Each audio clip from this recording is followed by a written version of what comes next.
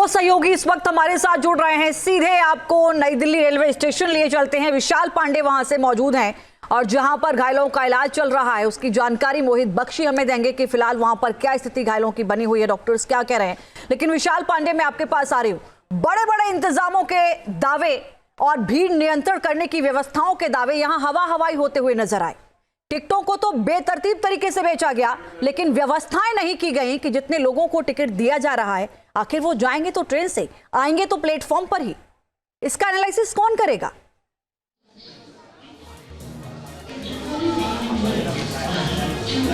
बिल्कुल, देखिए, और यही सवाल है जिनका जवाब कहीं ना कहीं जो है वो हर कोई जानना चाहता है। क्योंकि जब पता था पहले से कि शनिवार रविवार का दिन है, वीकेंड का जो लोग घरों से ज़्यादा तादाद में बाहर निकलेंगे और प्रयागराज में कुंभ चल रहा है, ऐसे में लोग तो निकल ही रहे हैं स्नान करने के लिए।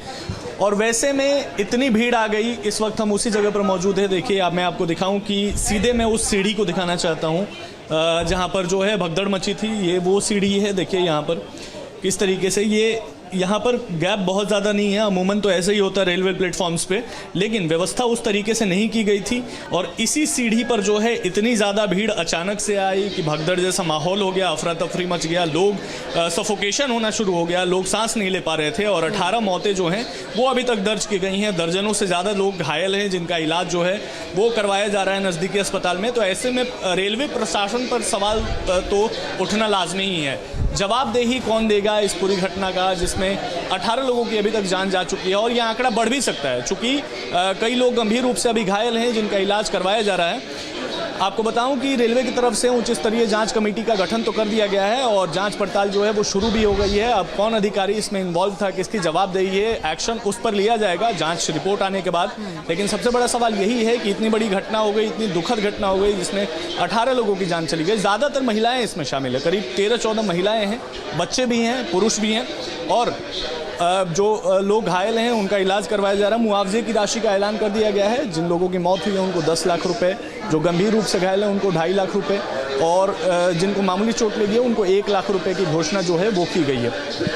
फिलहाल जो स्थिति है वो सामान्य यहाँ पर नई दिल्ली रेलवे स्टेशन पर है। लेकिन सबसे बड़ी बात यही है कि अगर ये पहले से व्यवस्था की गई होती तो शायद ये घटना जो घटी है वो ना घट पाती।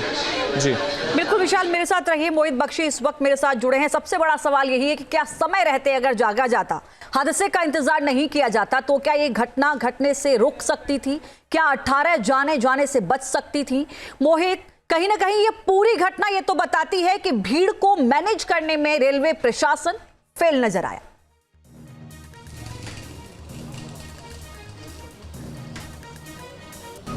बिल्कुल यही तस्वीर जो है वो बताती है कि कैसे 18 लोगों की जान चली गई और एक एक जान की कीमत होती है।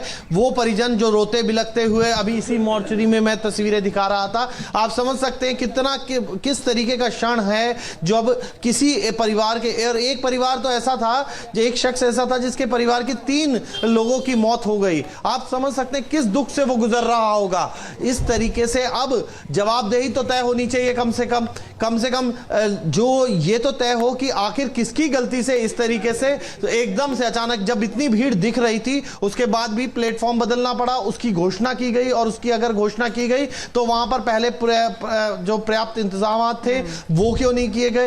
तो अभी यहां पर आप देखिए, यहां से सभी शव जो हैं वो ले जाए जा चुके हैं। बिहार के ज्यादातर शव थे, लगभग 7 शव जो थे वो बिहार के थे, उनको यहां से ले जाया जा चुका है। और जो लगातार सवाल यही खड़े हो रहे हैं कि आखिर अगर इस तरीके की व्यवस्था थी जहां लोग जाना चाह रहे थे तो फिर वहां पर इंतजामात पूरे क्यों नहीं किए गए?